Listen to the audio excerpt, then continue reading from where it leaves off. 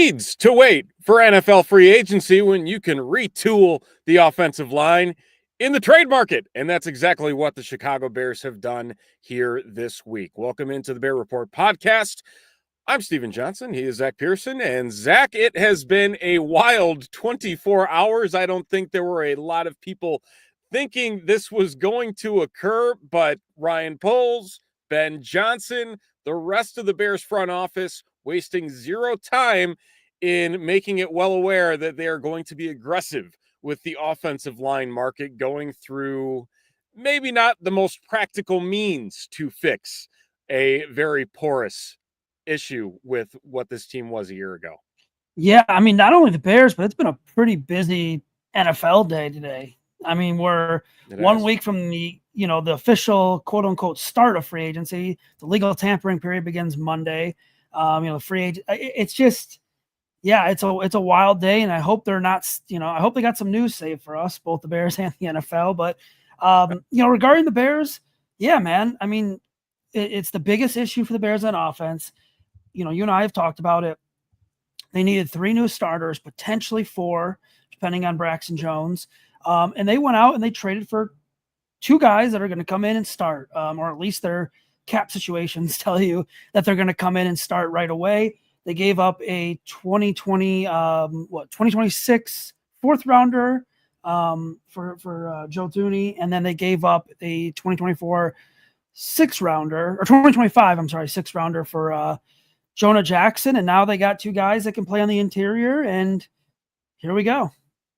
And Jonah Jackson, basically it was Justin Fields for Jonah Jackson. This is what this has turned into. This is the Pittsburgh pick that the Bears picked up in that Justin Fields trade last offseason. And again, a guy that has some experience with new head coach Ben Johnson during his time with the Detroit Lions. Jonah Jackson, a Pro Bowler in 2021 with Ben Johnson, giving up 0 sacks in 22, 2 sacks in 23, some injury issues last year with the Los Angeles Rams, and moving around a little bit as well. They moved him to center, didn't necessarily work out. The marriage started to kind of fizzle there, and so hopefully getting him back into a position he is more comfortable with at guard will serve him well for the Bears. And then on the flip side of that, again, talking about the 4th round pick for Joe Thuney, again, an all-pro guard, and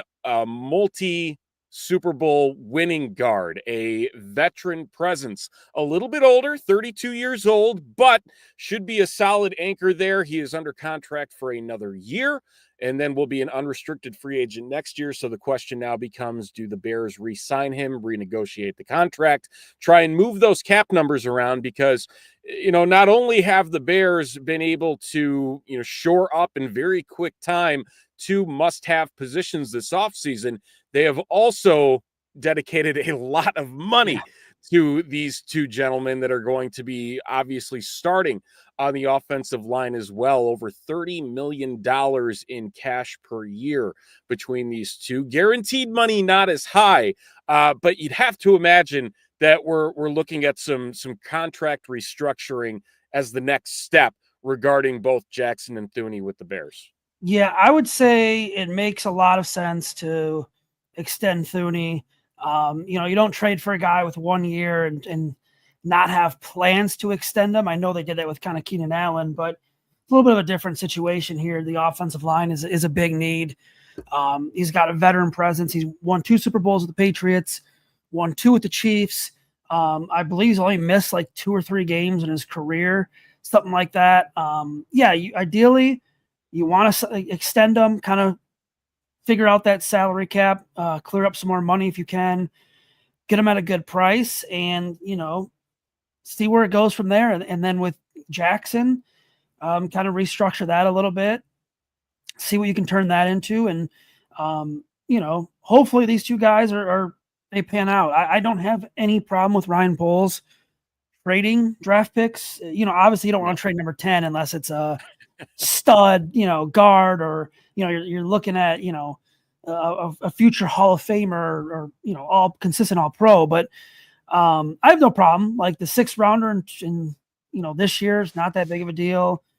Fourth rounder next year is probably really not that huge of a deal, especially if you have an anchor and a starter there at one of your guard spots. So to me, I thought it was smart, man. I thought you go into free agency next week. It's a very weak free agent class for guards now that Trey Smith's gone. And I think this shows it to you. Ryan Poles knows, he's like, man, I'm going to have to really overpay for someone like Will Fries or Banks out of San Francisco. Why not just use his draft capital and try to get guys that are established and guys that he thinks can come in and play right away.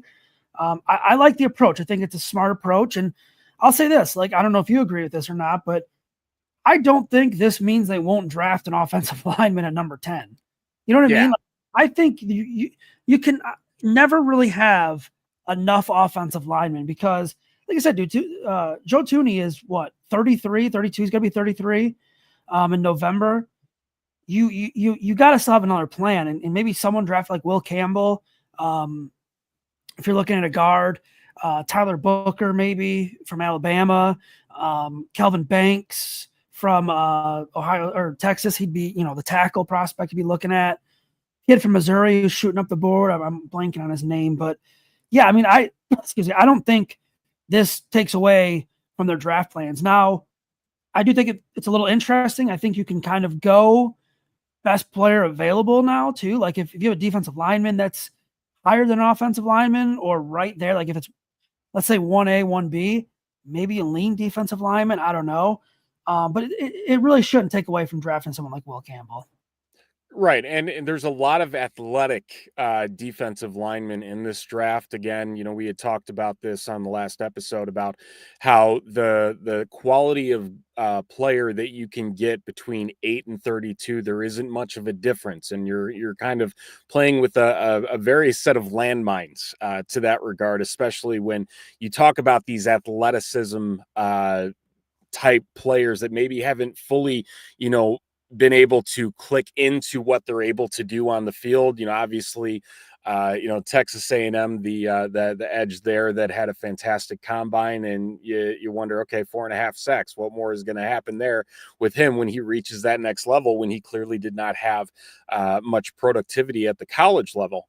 It does, I think, to your point, open up more possibilities here. Drew Dahlman, I would have to imagine, is still on the board as an option in free agency come Thursday to shore up that center spot.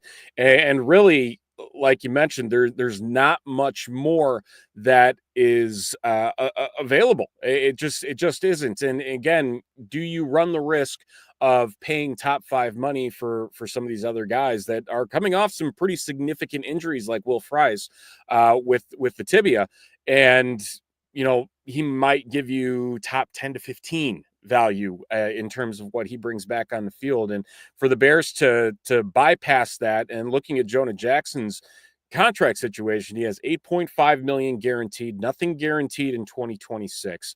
The risk is low there in terms of what you're spending. And again, you're able to stretch that out, maybe turn it into a signing bonus. The same with Joe Thuney. I mean, $17 million is a lot to a guard, but again, you extend him maybe a new 3-year deal. You get him through age 35 when he decides to hang it up, and you cut down on that number. There's the opportunities there that will hopefully give some more flexibility into Thursday and potentially upgrading that center position. Who knows? Maybe they'll even they'll find another player on the trade wire to fill up at center. I don't even know anymore, because I don't think anybody was expecting back-to-back trades to fill in two must-have starters well in advance of what free agency was. Well, it is clear that Ryan Poles had a plan. And the other, Jackson did play a little center. And I imagine, I talked about his cap hit, and you're not going to pay that guy that much money to come off the bench. Ideally, you want him to start right away. You have questions about Ryan Bates, Coleman Shelton. Will they bring back Matt Pryor? Tevin Jenkins doesn't seem like he wants to be here from that end of season press conference. But it wouldn't shock me if they maybe try Jackson, maybe move him around and kind of find out this shuffle. But, in terms of centers, I said about the draft, I don't think it I think they're going to go out and get a center. This question here on Twitter X, whatever, he's referring to Josh Myers. Well, if you look up what Josh Myers is the market value from Spotrac right now, he's at 7.7 million annually. Dahlman is at 6.8 million annually. Those numbers, they're good for reference, but in the free agent market, man, a lot of teams are going to overpay, especially a premium position like that. I think the good thing is there's not a whole lot of teams that might be in the center market. But the Bears are in a good position to get Dahlman. I would probably prefer Dahlman over Myers to answer the question. And I'd be a little more comfortable paying Dahlman a little more. And we could see a 3-year deal close to 27 million for Dahlman. Maybe I don't know if he'd go 330. That'd be kind of a little high on there because it'd be 10 million annually. But yeah, I think you go out and you get a center, you get Thuney, you get Jackson. There's 3 players right there that you could plug in and start. Then you have some flexibility. Do you think Will Campbell's going to be a left tackle? Do you like Kelvin Banks more? Do you like the Ohio State left tackle? You have some flexibility to come in and give Braxton Jones some competition. Or you can go the other route. You can go defensive line. You could go, honestly, like I see a lot of people tying this to Ashton Genty. I really don't think it means that one way or the other. I think if he's their top player on their board there, they'll take him. I don't think like these moves reflect anything whatsoever, because we can't sit here and say for the past 3 years, Ryan Poles has ignored the trenches. He's ignored the trenches. He's ignored the trend. Like, where's the offensive line? Where's the defensive line? And then sit here and say, oh, yeah, it'd be smart to take Ashton Genty after trading for a couple offensive linemen. Let's say they sign one, and you have a chance to draft Will Campbell. You have a chance to draft, James Pierce Jr., Michael Williams, Kelvin Banks Jr., guys like that. It kind of doesn't make sense to me. Yeah, it would be very much okay, you've been talking this entire time how you're not in a position to do best player available, and then I don't know. There's something about that there are going to have to be a flurry of moves for I think that to even be a thought for what the Bears need. And not even talking about the offensive line and defensive line, but you could even make the argument that there are some other positions that you need to kind of build in on as well. Maybe corner, depending on what is happening with that second spot, if Stevenson's able to rebound or what you're looking at there. Are you looking at the safety position as being a solid anchor for you as well? Is Brisker going to come back? Byard's not getting any younger. So, what's your long-term plan there at that position on the back end of your secondary? I don't mean to interrupt you. Someone brought up a really good point today. And we're speaking on Genty and what you're saying, because it lines up with what you're saying. Genty kind of feels like a luxury pick that the Bears are still not at a position to afford. Right. Because of the needs you're saying. Yeah, and there have been quite a few times where teams in that 5 to 10 range have still made that luxury pick, even though it was very clear that might not have been the best decision. Bijan Robinson comes to mind immediately for me with Atlanta, where you look at the rest of that team and go, is running back really the best thing? And you're spending a quality pick on a guy and then having him split carries with Algier down in Atlanta. It just doesn't make a ton of sense for what occurred there. But I'd be surprised if they did not go into the draft having solved at least 3 of the 4 offensive line positions that they need to solve here. The question about Josh Myers, and a lot of folks can go back and forth on the PFF grades, but to an extent it does provide somewhat of a decent baseline as far as what the performance of these players are.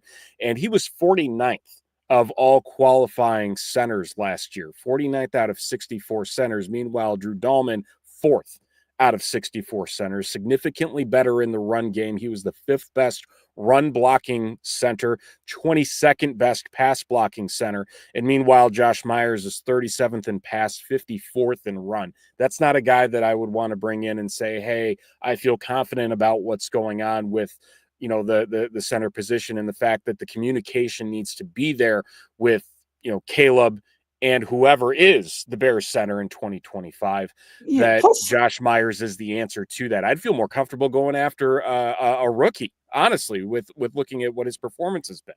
And plus, I mean, I think Green Bay is going to do their best to try and retain Josh Myers. I think the familiarity there with Jordan Love, he's going to have a strong market. There's going to be teams after him. Would I be shocked if Bears, went after him? No. But I think Green Bay is going to at least make a run at him. I honestly haven't looked at Green Bay's cap situation at all. But I think they might try to make a run at him and retain him. But yeah, I'd probably lean Dahlman right now. The other name that that kind of keeps like floating around out there that I've seen on Twitter a lot is Evan Brown, who played for the Cardinals, played for the Lions. That's kind of a name that's floating around in connection with the Bears. Yeah, I honestly, man, I'd be shocked if you and I, let's say we do a podcast next week at this time, and the Bears haven't agreed to a deal with the center. I'd be a little shocked. You know what I mean? Like I think they're going to go out and get a center. Yeah, and I guess the question now too is, there's been so much focus put on the offensive line and the fact that there's still some very good edge rushers, some very good defensive tackles. You could make the argument that this team needs another defensive tackle, a disruptive force in the middle of that defense to step up and make an impact. I don't know if the Bears necessarily have the money now to go and splurge on both. And so I think we might now be nearing that fork in the road based on what their number is. It's around $51.3 million now with these two deals, pending what is going on with any type of restructuring. But you have Milton Williams with the Eagles, was a hell of a player in that game and really a fantastic option, really, ever since Cox retired with the Eagles, stepped in, was really doing a stand-up job there. You have Josh Sweat, another Eagle, off the edge. Do you get Hassan Reddick on the cheap? Do you end up going after maybe one of the injury-riddled options like Malcolm Kuntz, who ended up having a knee issue last year, and sign him to a cheaper deal and see if he can prove it? I mean, again, just 27, 26 years old for some of these guys to shore up that money, and maybe they are able to make it work in some regard, but I would be shocked if they continue to spend as heavily on guys not named Drew Dahlman on the offensive line. I think it's got to be him or bust at this point, given the fact that they've filled up those two guard positions. And talking about Braxton Jones and whether or not it's a guy that you want to bring back and replace, or I think at the very least, and you had mentioned bringing in the competition for him to make sure that, is he the best option at left tackle for the Bears, that, maybe bringing in these veteran players, this presence that clearly was not on the roster last year, is going to help him get better. That the communication and, building up a stronger line around him and better support around him is going to make him a better player. It's very possible that might occur, and maybe that's something that the Bears are looking at too, where they can say, okay, I think we can tap into this if we get this type of player in next to him at left guard. And I at this point, I don't even know where they're going to go, because I think they took us all, kind of for a ride here in these last 48 hours of how they've started off this plan. Yeah, well, the other thing with Braxton Jones is Ryan Poles said we're going to have competition at left tackle. You and I have kind of discussed this. Where's that competition going to come from? Who's it going to be? And I get, you look at Braxton, you're like, well, man, he's played well for a day 3 pick. Fair to say, at some point we have to stop saying that. Like, we have to be at the point where, like, the Bears got a solid, legit franchise left tackle to protect Caleb Williams. I believe they have their franchise right tackle in Darnell Wright. They get a left tackle, that's going to be key, because you want to protect Caleb Williams. And nothing against Braxton. Maybe he has a monster year this year. He could develop into that. But right now, as we're sitting here recording this, I don't think you can comfortably say he's going to be a franchise left tackle. And you really don't want question marks at left tackle for multiple years, especially with your quarterback, Caleb Williams, and a young going into a second season and still developing, and what you want from Ben Johnson's offense. Like we said, the Bears do not have a Penei Sewell in this offense. They don't have a Detroit Lions offensive line. So you got to keep building the offensive line. And, if that means you try to get a stud left tackle in the draft, go for it. I'm totally fine with that. I don't have money picks that would shock me outside of, let's say they go Tyler Warren or, someone like that. Even like if they go Will Howard, I wouldn't be totally shocked. But yeah, they got options, man. They got options in free agency. They got options in the draft. Who knows? They could be another trade on the horizon if they like another player. We don't know. And that's the thing. And there's been a bit of pushback as well in terms of what Ryan Poles has been doing. And to an extent, I understand the justification of it. Ryan Poles trading away draft picks for veterans hasn't necessarily been the most successful of situations. We can go down the list all the way back to starting with Chase Claypool for the second round pick, arguably a first round pick because it was number 32 overall. But with trading these later picks, again, a sixth rounder, a fourth rounder, you're getting Pro Bowl guaranteed players in return. And I think that's the difference with this is that, Keenan Allen was a Pro Bowl player in what they did in trading away the fourth rounder for him, but you're also talking about next year's fourth rounder. It's not something that's going to impact you right out of the gate here that makes you say, man, it would have been really nice. But an interesting stat about the percentages or the likelihood of certain round selections becoming quality starters in the NFL. Second round, it's about 33%. The third round is 16%. And the fourth round is 8%. So you're essentially taking that 8% likelihood of getting a decent starter in the fourth round and replacing that with hopefully somebody that's going to be here beyond 2025, but an all-pro, Pro Bowl, multi-champion left guard. I'd take that any day of the week. Yeah, and you need that. You need that left guard right away. Like you want to come in and win this year. Like we saw the hype last year. We saw, what we thought the Bears were going to last year. There's going to be hype around this team again this year. So yeah, I'm like I said, I'm fine with it. I get, if the cap hits were larger, and I know there was a little confusion on social media yesterday with Jackson's cap number. It was one had him at like 23 million, one had like 7 million, 17, 8 million. It was crazy. It's not going to be the 23 million. It's not going to be that high.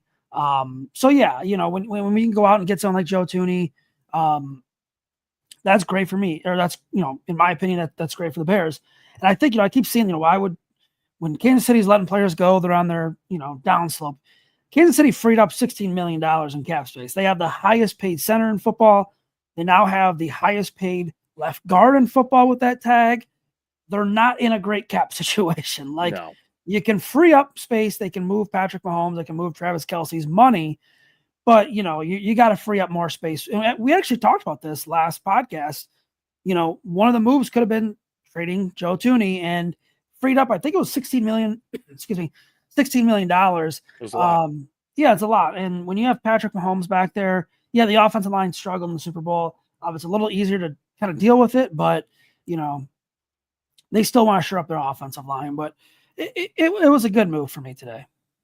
Yeah, it made all the sense in the world. Very much a step in the right direction for what is clearly a front office and a coaching staff that is on the same page as far as what is needed for this roster. And I truly have no idea where they're going to go next week. I really don't. But I'm excited. I am engaged well before when I thought I was going to be fun, man. It's nice to see the impact, especially with, like you mentioned, how quickly the market is starting to shift already, and specifically the trade market. You see Max Crosby now become the highest paid non-quarterback in the league in terms of players with his extension with the Raiders. Zack off the market, re-signing with the Eagles. DK Metcalf requesting a trade. Where is he going to go? Wide receivers getting released, man. Yeah, I mean it's wild. I mean you have Christian Kirk. You have who's the Seattle? Tyler Lockett. Tyler Lockett. Thank you. Yep. I mean, heck, maybe one of those is the wide receiver 3 for the Bears. Who knows? Yeah, I mean, well, and also, if they really want Keenan Allen back, it could help that market. Those, excuse me, those releases today really did not help Keenan Allen's case a lot. Yeah, not at all. And I'm very interested to see what specifically else could occur, because I don't think we've seen it all just yet. We'll probably see some more surprise trades, because there's still, like you mentioned, quite a few teams that are in salary cap hell still that need to get things figured out if they want to make an impact and improve their rosters come next week. So we'll see where it leads us. But hey, so far, so good. Yes. Off to a good start. And next week will be a flurry like it always is. I'm sure it'll start maybe a little slow and then boom. I mean, well, last year, the Bears had a deal with DeAndre Swift in the first 18 minutes. He was the first free agent that agreed to a deal. So we know the Bears like to work quick. Yeah, we'll see. It'll be fun, though. That it will, and we'll be here to break it all down. We'll preview free agency coming up here later this week and dive into even more fun and see whatever Ryan Poles decides to do between now and then. But that is going to do it here for this episode of the Bear Report podcast. Thank you, everybody, for tuning in. Be sure to check out bearreport.com for the latest in Chicago Bears news. For Zack Pearson, I'm Steven Johnson. Thank you for tuning in, and we will talk to you next time right here. Take care, everybody.